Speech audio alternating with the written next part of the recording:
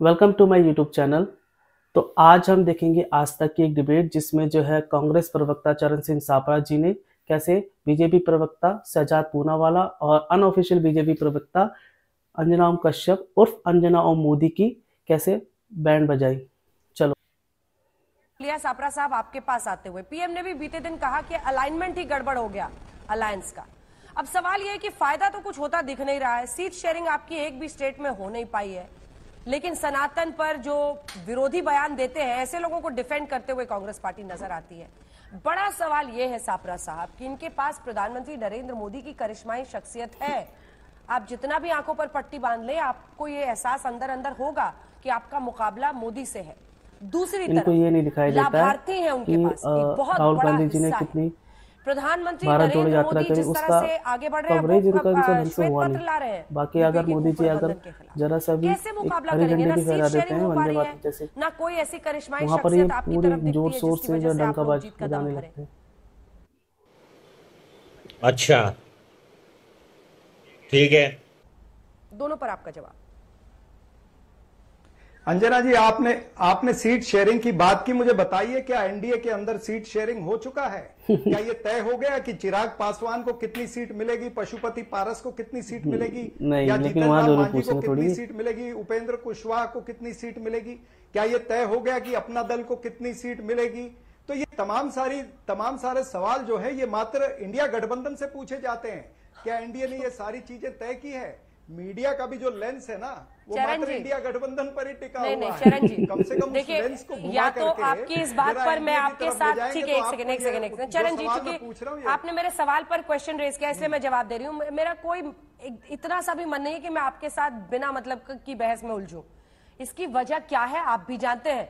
कितनी सीटें आई थी आपकी पिछली बार? इनकी 303 आई हैं, अपने दम पर सरकार बना रहे हैं, अब 370 का दम भर रहे हैं। अगर आप बोल सकते हैं तो बोलिए ना कि अकेले अपने दम पर हम 370। आप तो धुर विरोधी आए ही इसलिए क्योंकि सीट शेयरिंग करना था, तो ये सवाल आप ही से पूछा जाएगा। काहे उजड़ते रहते हैं, गुस्साते रहते हैं? ना अंजना जी, मैंने तो इतना ही कहा। आप क्यों नाराज हो रही हैं मेरे से? मैं आपको नाराज नहीं करना चाहता था। मैंने तो इतना ही कहा कि ये लेंस हमारी जगह में थोड़ा उधर भी घुमा लेंगे तो पता चल जाएगा। मैंने तो नाम लेके कहा, पशुपति पारस, चिराग पासवान, तमाम सारे, उपेंद्र कुशवाहा, सारे नाम लिए। ये बता दें कि महाराष्ट्र के अंदर क्या सीट शेयरिंग हो गया? अजित पवार को कितनी सीट मिलेगी, या फिर जो शिवसेना शिंदे गठ है उसको कितनी सीट मिलेगी? अरे शिंदे गठ के व्यक्ति को तो गोली मार दी है बीजेपी के एमएलए ने। क्या बोला तूने? आपके भी ध्यान में होगा। और क्या हो रहा नासिक के अंदर, छगन भुजबल वर्सेस शिंदे गठ का जो एक एमएलए है वो चल रहा है। यहां पर पंकजा मुंडे वर्सेस शिंदे गठ चल रहा है। एकनाथ शिंदे के बेटा जो है उसका जो है बीजेपी के जो मंत्री हैं रविंद्र चौहान, उसके साथ नहीं बन रही है। उनकी जूतम पेजार सड़कों पर हो रही है। अदिति तटकरे जो है कोंकण के अंदर, उसकी भरत गोगावले के साथ, शिंदे गठ के साथ में नहीं बन रही है। वहां पर जूतम पेजार मीटिंग में खुलेआम हो रही है। तो ये सवाल मात्र इंडिया गठबंधन को ही पूछा जाता है या कांग्रेस को पूछा जाता है? क्यों नहीं ये सारी चीजें जो मैंने अभी कही है, ठीक, ये आपके चैनल ने भी दिखानी चाहिए ना। खैर जाने दीजिए, मैं उसमें नहीं जाता हूं। अब मैं ये बात पे आता हूं कि नरेंद्र मोदी जी का जो भाषण हुआ वो कुछ नहीं, मात्र अहंकार था। यानी सत्ता का नशा जो सिर पर बैठा हुआ है, वो सत्ता के नशे में धुत होकर के कल बोले हैं जितनी चीजें बोले हैं। ये बता दें कि मोदी की गारंटी कहते हैं, तो मोदी की गारंटी क्या महंगाई बढ़ाने की है? मोदी की गारंटी क्या बेरोजगारी बढ़ाने की है? 8.7% महंगाई हो गई है। क्या मोदी की गारंटी है कि किसान उत्पीड़न होता हो, कि किसानों की जो लागत है वो बढ़ जाए? क्या मोदी की गारंटी है कि महिला खिलाड़ी सड़कों पर रोंदी वो जाए? दिन तो चले ही गए जिसमें ये कहते थे कि कोई सत्ताधारी पक्ष देखे ना और नरेंद्र मोदी का भी वक्तव्य ना आए। क्या मोदी महंगाई को लेकर जो कहते थे कि मणिपुर के अंदर 2-2.5 महीने वहां पर दंगे चलते रहे, लेकिन प्रधानमंत्री वहां पर शब्द न बोले, उसके ऊपर ध्यान न दें?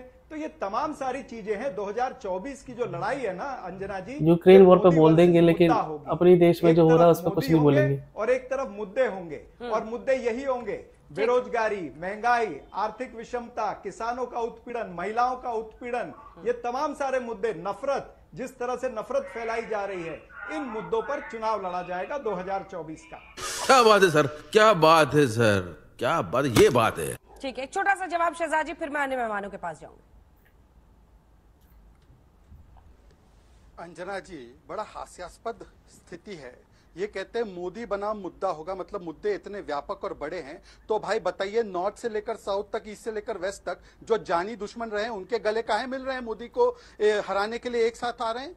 एनसी पीडीपी जानी दुश्मन एक हो गए, आम आदमी पार्टी, कांग्रेस पार्टी पंजाब दिल्ली में जानी दुश्मन एक, लेकिन ये अपना नहीं बताएंगे जो पीडी से इन्होंने अलायंस किया था। कांग्रेस और लेफ्ट जानी दुश्मन एक हो रहे हैं और कह रहे मुद्दे बहुत बड़े, तो मुद्दों पर लड़िए, अकेले आइए सामने, सारी 550 से अधिक सीटों पर लड़िए कांग्रेस पार्टी और हम एक साथ एक दूसरे के खिलाफ। दूसरी बात, इन्होंने सीट शेयरिंग की बात की। अंजना जी, मैं आपको अंतर, वैसे इनको दिक्कत तो हुई है इंडिया अलायंस से, जब से तो इंडिया अलायंस बनी है, खासकर तो शहजाद पूनावाला तो इंडिया अलायंस बोलता भी नहीं, घमंडिया घमंडिया, हम लोग अंदरूनी तौर प्रॉब्लम तो हुई है। अब दूसरा इनका देखिए, टीएमसी को ये कहते हैं राष्ट्रपति शासन लग जाए, वहां ममता दीदी कहते हैं 40 सीटें नहीं आएंगी, ये फोटोशूट कराते, माइग्रेटरी बर्ड है। केरला में ये कहते हैं विजयन जी जो है कावर्ड साइकोपैथ है। महाराष्ट्र में एक संजय दूसरे संजय को कहते हैं कि आपको जीरो से स्टार्ट करना पड़ेगा, दूसरे संजय कहते हैं आपकी टूटी फूटी हुई पार्टी है। सांस फूल जाएगी भाई, थोड़ा आराम से। और फिर हमें कहते हैं, और एक थी कांग्रेस, चरणजीत सापरा जी, देखे मैंने आपके बीच में नहीं बोला, चरणजीत सापरा मैंने आपके बीच में नहीं बोला, कम से कम इतना तो आप धैर्य रख सकते हैं, अपनी अपनी बारी में रखिए, आपने बोल दिया है वो पॉइंट।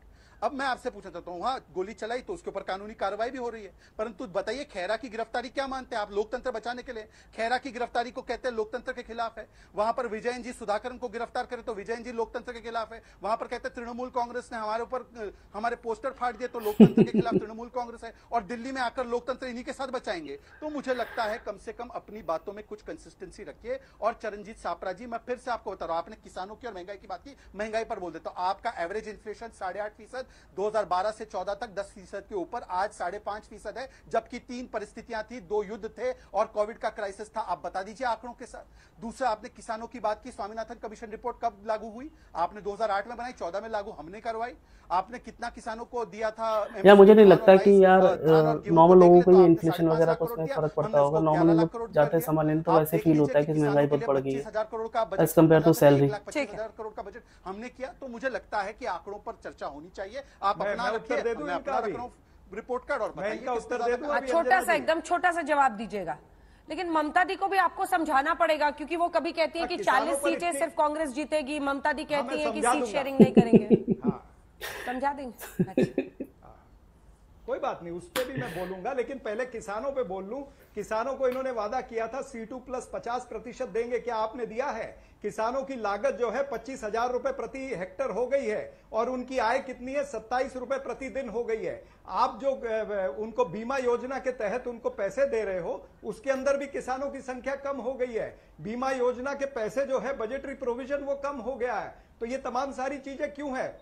आज किसान का यूरिया हो, तमाम सारे औजार हो, सब कुछ महंगा हो गया। किसान आपसे सवाल पूछ रहा है, आप सुनने को तैयार नहीं है। ज्यादा फर्क नहीं पड़ा, लेकिन इसकी पहन करके घूमना लागत उसकी बढ़ गई। इसीलिए युवा इसी तरह से युवा आपसे सवाल पूछना चाहता है, इसी तरह से महिला सवाल पूछना चाहती है। लेकिन क्या होता है, खिलाड़ी महिलाओं को सड़कों पर रोंदा जाता है, खिलाड़ी महिलाओं को जूतों से पीटा जाता है, या वो उनको मेडल वापसी करनी पड़ती है। हाँ। ये आपकी सत्ता के समय हो रहा है। और आप उसमें मोदी जी ने कुछ भी नहीं बोला। मोदी पार्लियामेंट में खड़े होकर के करते हैं। पहले इन बातों पर उत्तर दे दीजिएगा। अच्छा सुनिए अंजना जी, सुनिए ना, ये कभी माने हैं चोर को चोर? ये लालू जी 4 बार कन्विक्टेड चारा चोर है, ये मानेंगे क्या? गठबंधन टूट जाएगा इनका। ये पूछिए इनसे कि जेएमएम के 3 सांसद कन्विक्ट हुए थे ना भ्रष्टाचार में, हम तो थे नहीं तब ना सत्ता में। ये मानेंगे जेएमएम के 3 सांसद और जेएमएम का चरित्र चोरी वाला है? अब ये मानेंगे क्या आम आदमी पार्टी जो चोरी करती है, शराब घोटाले से लेकर दवा से लेकर दारू तक, तो क्या मानने को तैयार है? परसों तक तो मान रहे थे, आज मानना बंद कर दिया है इन लोगों ने। पूछिए इनसे ना कि किस प्रकार से ये जो सर्टिफाइड चोर है उनको नहीं मानते। अब चलिए छोड़िए, बाकी सब छोड़िए, मुझे एक बात बता दीजिए चरणजीत सापरा, ये सुनिए, ये सुनिए करानी है, सोनिया गांधी को गिरफ्तार करो, 2 दिन उसका इंटेरोगेशन करो, देखो पता चल जाएगा किस। अब बताइए, केजरीवाल जी बता रहे हैं कि सोनिया गांधी जो है वो चोर है, उनके ऊपर जांच होनी चाहिए, उनको इन्वेस्टिगेशन करके जेल में बंद करना चाहिए। तो चरणजीत सापरा मानेंगे ना? अच्छा बात है, जो ओरिजिनल मुद्दे पर ये लोग बात कर रहे थे, नवल जी ने इसका जवाब नहीं दिया, टीएमसी ने जो विरोध किया है, नवल जी ने इसका जवाब नहीं दिया। अपने टाइम में नहीं देखेंगे कि यार पीछे से निकालना चाहते हैं, उनके कितने सारे कमेंट होंगे, खुद ये किसी और पार्टी से आ रखे हैं, भारी उतनी उसकी हिस्सेदारी। तो क्या इसका मतलब 85% जिसकी जनसंख्या है उनको हिस्सेदारी ज्यादा मिलनी चाहिए? बोल दीजिए। अगर यही तर्क है, और ओबीसी को लेकर जो रेवांत रेड्डी ने कहा ओबीसी का डीएनए कमतर होता है, कुर्मी का डीएनए कमतर होता है, उस पर आरजेडी का क्या स्टैंड है? रेवांत रेड्डी ने तो ये इंडिया टुडे के मंच पर कहा था, उस पर एक बार तो बता दीजिए। ओबीसी के शुभचिंतक बनते हैं, हमने बनाया मोहन यादव जी को मुख्यमंत्री, हमने बनाया विष्णु जी को मुख्यमंत्री, हमने दिया उनको वहां पर जगह। 85% हमारे सांसद, 85 सांसद ओबीसी समाज से, और आपने क्या दिया? रेवांत रेड्डी जिसने गाली दी ओबीसी समाज को। बताइए, जवाब दे दीजिए पहले सापरा साहब, फिर आऊंगी आपके पास नवल जी। सापरा साहब जवाब दीजिए। उन्होंने पुरानी बाइट सुनाई केजरीवाल जी। देखिए अंजना जी, इन्होंने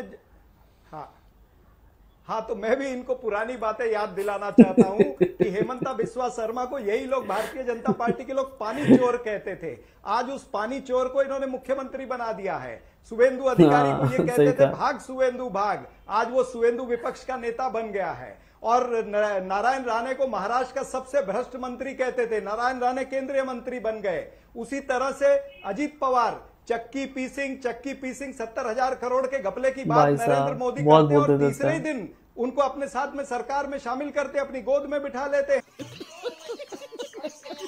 हैं।